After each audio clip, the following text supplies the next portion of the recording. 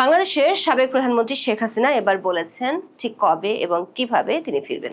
গত 28 জুন ভারতীয় সংবাদ মাধ্যম এনডিটিভিকে দেওয়া সাক্ষাৎকারে তিনি বলেছিলেন 2026 সালের মধ্যে তিনি মৃত্যুদণ্ড মাথায় নিয়ে বাংলাদেশে ফিরবেন।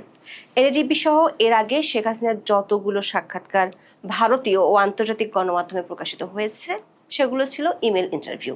এই প্রথম শেখ হাসিনা আন্তর্জাতিক সংবাদ মাধ্যম রয়টার্সকে টেলিফোন ইন্টারভিউ দিয়েছেন, যেখানে তিনি উল্লেখ করেছেন কখন ও কিভাবে বাংলাদেশে ফিরবেন। রয়টার্সে প্রকাশিত ওই সাক্ষাৎকার ভিত্তিক প্রতিবেদনে বলা হয়েছে, ডিসেম্বরে আত্মসমর্পণের জন্য দলীয় সহকর্মীদের নিয়ে ফেরার পরিকল্পনা করছেন শেখ হাসিনা, যার অর্থ হলো শেখ হাসিনা রয়টার্সকে জানিয়েছেন স্বেচ্ছায় ফিরে এসে তিনি ও তার দলের নেতারা আদালতে আত্মসমর্পণ করবেন। শেখ হাসিনার আশঙ্কা দেশে ফিরে তাকে গ্রেপ্তার করা হতে পারে কিংবা মেরে ফেলা হতে পারে, তা সত্ত্বেও তিনি দেশে ফিরে আসবেন সেটি চূড়ান্ত করে ফেলেছেন।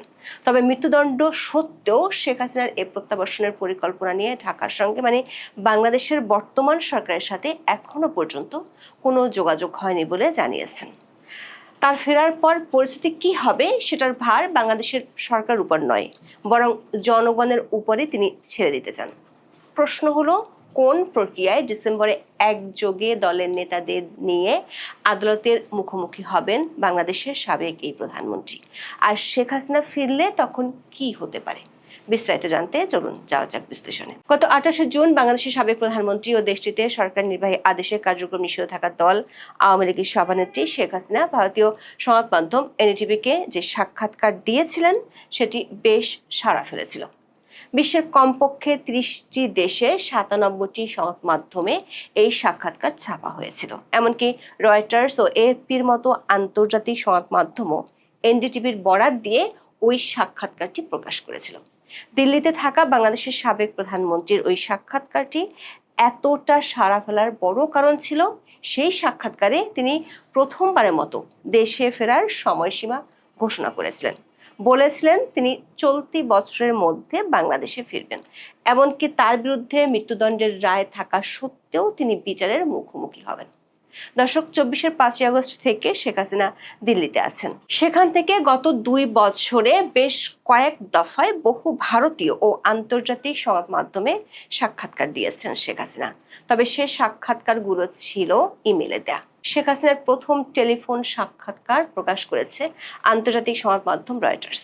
রয়টার্স তাদের প্রতিবেদনে বলেছে, বৃহস্পতিবার গভীর রাতে এবং শুক্রবার প্রায় ঘণ্টাব্যাপী টেলিফোন সাক্ষাৎকার দেন 78 বছর বয়সী শেখ হাসিনা। প্রতিবেদনটিতে বলা হয়েছে, শেখ হাসিনা নিজে এবং দলের সিনিয়র নেতারা যারা বাংলাদেশের বাইরে আছেন তারা সবাই ডিসেম্বরের দিকে বাংলাদেশে ফিরে আদালতে আত্মসমর্পণ করার পরিকল্পনা করছেন। শেখ হাসিনাকে কোট করে রয়টার্সের প্রতিবেদনে বলা হয়েছে, শেখ হাসিনা মনে করেন দেশে ফিরলে তাকে গ্রেপ্তার করা হতে পারে, এমনকি তাকে হত্যাও করা হতে পারে, তবুও তাকে ফিরতে হবে। তিনি বলেছেন, তবু আমাকে যেতেই হবে। প্রশ্ন হলো, শেখ হাসিনা ফেরার ব্যাপারে কেন এতটা কঠিন সিদ্ধান্ত নিয়েছেন? শেখ হাসিনা অভিযোগ করেছেন তার দলের নেতাকর্মীরা প্রচণ্ড নির্যাতনের শিকার হচ্ছেন। যদি মৃত্যু হয় কিংবা তাকে মেরে ফেলা হয় তা সত্ত্বেও তিনি চান সে মৃত্যু যেন নিজ দেশের মাটিতে হোক, যেখানে তার বাবা মাকে কবর দেওয়া হয়েছে এবং যেখানে তাদের রক্ত ঝরানো হয়েছে। শেখ হাসিনা বলেছেন তার ফেরার পর কি হতে পারে তা নিয়ে তিনি বিচলিত নন, কারণ আগেও তার কারাগারে থাকার রেকর্ড আছে। শেখ হাসিনার আশঙ্কা দেশে ফিরলে তিনি গ্রেপ্তার হতে পারেন, এমনকি তাকে খুন করাও হতে পারে, তাতেও তিনি বিচলিত নন, কারণ এর আগেও তাকে কয়েকবার গ্রেপ্তার করা হয়েছিল। 1975 সালে তার পরিবারের বেশিরভাগ সদস্যকে হত্যা করার পর তিনি ও তার বোনকে দেশের বাইরে থাকতে হয়েছিল। সেখান থেকে 1981 সালে তিনি দেশে ফিরে সামরিক শাসনের বিরুদ্ধে প্রচারণার সময় তাকে কয়েকবার গ্রেপ্তার করা হয়েছিল। 1/11-এর পর তাকে দেশে ফিরতে বাধা দেওয়া হয়েছিল এবং তখনকার তত্ত্বাবধায়ক সরকার গ্রেপ্তারও করেছিল। শেখ হাসিনা দিল্লি থেকে রয়টার্সকে বলেছেন তার দলের প্রায় সব নেতা কর্মীর বিরুদ্ধে মামলা দায়ের করা হয়েছে এবং তাদের অনেকেই আত্মগোপনে রয়েছেন। তাই তিনি নেতা কর্মীদের উদ্দেশ্যে বলেছেন, এবার আমি বাড়ি ফিরছি, একদিন তোমাদের সবাইকেই আসতে হবে। আমরা সবাই মিলে আদালতে আত্মসমর্পণ করব। তবে তিনি ফেরার বা আদালতে আত্মসমর্পণের কোনো দিন বা তারিখ উল্লেখ করেননি। তিনি বলেছেন তিনি ন্যায় বিচারে বিশ্বাস করেন এবং তিনি মনে করেন একবার কার্যক্রম শুরু হলে জনগণের কাছে এটি স্পষ্ট হয়ে যাবে আদালত কতটা হাস্যকর এবং তিনি সেটাই প্রমাণ করতে চান। শেখ হাসিনা বলেছেন তার ফেরার এই পরিকল্পনা নিয়ে বাংলাদেশ সরকারের সঙ্গে তার কোনো যোগাযোগ হয়নি, কারণ তিনি মনে করেন গণতন্ত্র, ভোটাধিকার, আওয়ামী লীগের রাজনৈতিক অধিকার ও ন্যায় বিচার গোপন আলোচনার বিষয় নয়। শেখ হাসিনা সরকারের উদ্দেশ্যে বলেছেন জনগণকে সিদ্ধান্ত নিতে দাও। বাংলাদেশের শেখ হাসিনা মোট ২০ বছরেরও বেশি সময় প্রধানমন্ত্রী ছিলেন। কোটা সংস্কার আন্দোলনের মধ্য দিয়ে গড়ে ওঠা বিক্ষোভে আওয়ামী লীগ সরকারের পতন হলে ২৪-এর ৫ই আগস্ট শেখ হাসিনা দেশ ছেড়ে ভারতে চলে যান। এর মধ্যে ইউনূস সরকারের আমলে দ্রুত গতিতে বাংলাদেশের আন্তর্জাতিক অপরাধ ট্রাইব্যুনালে একটি মামলায় শেখ হাসিনার বিরুদ্ধে ফাঁসির দণ্ড দেওয়া হয়। তার সাথে আওয়ামী লীগের সাবেক স্বরাষ্ট্রমন্ত্রী আসাদুজ্জামান খান কামালকেও মৃত্যুদণ্ড দেওয়া হয়েছিল। যদিও শুধু আওয়ামী লীগ নয়, আন্তর্জাতিক অনেক মহলের পক্ষ থেকে এই বিচার প্রক্রিয়ার স্বচ্ছতা নিয়ে অনেক প্রশ্ন আছে।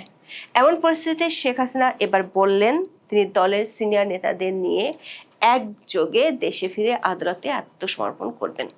দর্শক, শেখ হাসিনা গত ২ বছরে দিল্লিতে থাকা অবস্থায় সংবাদ মাধ্যম থেকে লিখিত প্রশ্ন দিতেন এবং সেগুলোর উত্তর দিতেন, কিন্তু এর আগে কোনো টেলিফোন সাক্ষাৎকার দেননি।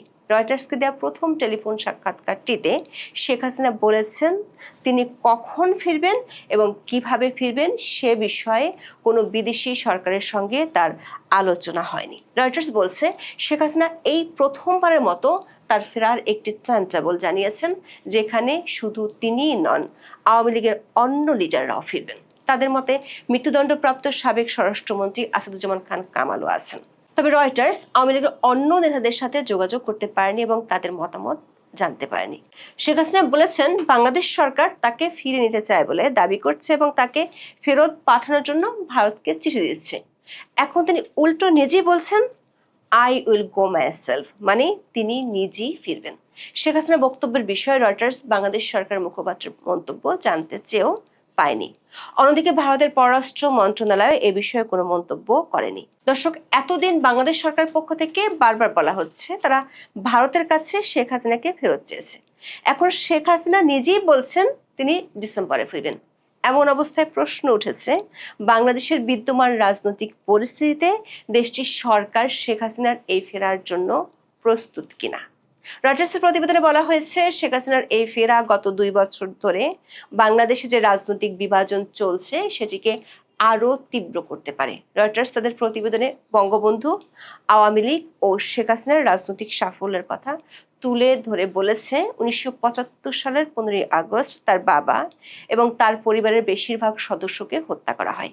এরপর শেখ হাসিনা গত অর্ধ শতাব্দী ধরে বাংলাদেশে একজন প্রভাবশালী ব্যক্তিত্ব ছিলেন। এক সময় তিনি গণতন্ত্রের জন্য লড়াই করেছিলেন, ১৭ কোটি মানুষের দেশের অর্থনীতি ঘুরিয়ে দেওয়ার কৃতিত্বও পেয়েছিলেন, কিন্তু সবশেষ তার বিরুদ্ধে ক্ষমতায় থাকাকালে ভিন্নমতকে দমন এবং গণতান্ত্রিক চেক অ্যান্ড ব্যালেন্স ভেঙে দেওয়ার অভিযোগ আছে। রয়টার্স বলছে শেখ হাসিনা এই অভিযোগগুলো অস্বীকার করেছেন। তিনি মনে করেন যখন একটি সরকার দীর্ঘ সময় ধরে কাজ করে তখন ভুল ঘটতে পারে। কোনো সরকার ত্রুটির ঊর্ধ্বে নয়, কিন্তু সরকারের ভালো মন্দ ঠিক ও ভুল বিচার করার অধিকার জনগণের। তিনি এই রায় জনগণের উপর ছেড়ে দিয়েছেন। শেখ হাসিনার সাক্ষাৎকারে আওয়ামী লীগের কার্যক্রমের উপর নিষেধাজ্ঞার বিষয়টি নিয়ে প্রশ্ন তুলে বলেছেন তারা হয়তো আমাকে দোষী সাব্যস্ত করেছে এবং আমি নির্বাচনে প্রতিদ্বন্দ্বিতা করতে পারবো না, কিন্তু তারা কেন আওয়ামী লীগকে স্থগিত করবে? আমরা যদি খারাপ কাজ করে থাকি তবে জনগণকে সিদ্ধান্ত নিতে দিন। শেখ হাসিনা বলেন আওয়ামী লীগ পুনর্গঠনের প্রচেষ্টার অংশ হিসেবে তিনি বাংলাদেশের ৩০০টি সংসদীয় আসনের মধ্যে ১২৫টি নিয়ে অনলাইনে সভা করেছেন। এর আগে এনডিটিভিতে শেখ হাসিনার সাক্ষাৎকারটি প্রকাশিত হওয়ার পর বাংলাদেশের রাজনৈতিক অঙ্গনে বেশ আলোচনা শুরু হয়েছিল। সরকারের পক্ষ থেকে সরাসরি কিছু না বললেও কাউন্টার অ্যাটাক হিসেবে আওয়ামী লীগের বিচার করার বিষয়টি সামনে আনা হয়েছে। এখন রয়টার্সের মতো আন্তর্জাতিক সংবাদ মাধ্যমে টেলিফোন সাক্ষাৎকার দিয়ে শেখ হাসিনা বলেছেন তিনি শুধু একা নন, দলের নেতাদের নিয়েই ফিরবেন। আওয়ামী লীগের একাধিক সূত্র বলছে শেখ হাসিনার ফেরার আগে আওয়ামী লীগ বড় রকমের শোডাউন করতে চায়। সে লক্ষ্যে ঢাকা সহ অন্য মহানগর কমিটিগুলো গঠনের কাজ শুরু হয়েছে। প্রশ্ন হলো, রয়টার্সের এই সাক্ষাৎকারের পর সরকারের প্রতিক্রিয়া কি হবে? আরেকটি প্রশ্ন হলো, শেখ হাসিনা ফিরলে কি হবে? আইনজীবীরা মনে করেন শেখ হাসিনা দেশে ফিরলে আদালতে আত্মসমর্পণ করার পর আদালতে আপিল করবেন। সেক্ষেত্রে প্রথমে তার পক্ষের আইনজীবীরা মৃত্যুদণ্ড দেওয়ার রায়ের স্টে অর্ডার চাইবেন। যদিও শেখ হাসিনা আইনের দৃষ্টিতে একজন পলাতক এবং তার আবেদনের সময়সীমা পেরিয়ে গেছে, কিন্তু মৃত্যুদণ্ড বিধানের ক্ষেত্রে আসামি ফেরার পর আপিল করলে আদালত সাধারণত তা মঞ্জুর করেন। আইনজীবীদের একটি পক্ষ মনে করেন, বাংলাদেশে যুদ্ধাপরাধের দায় নিয়ে মৃত্যুদণ্ড থেকে ফিরে সংসদ সদস্য হওয়ার নজির যেখানে আছে, সেখানে রাজনৈতিক পট পরিবর্তনে অনেক কিছুই সম্ভব। এখন এ পর্যন্ত। সবাই ভালো থাকুন, সুস্থ থাকুন, নিরাপদে থাকুন। দেখা হবে আগামী পর্বে।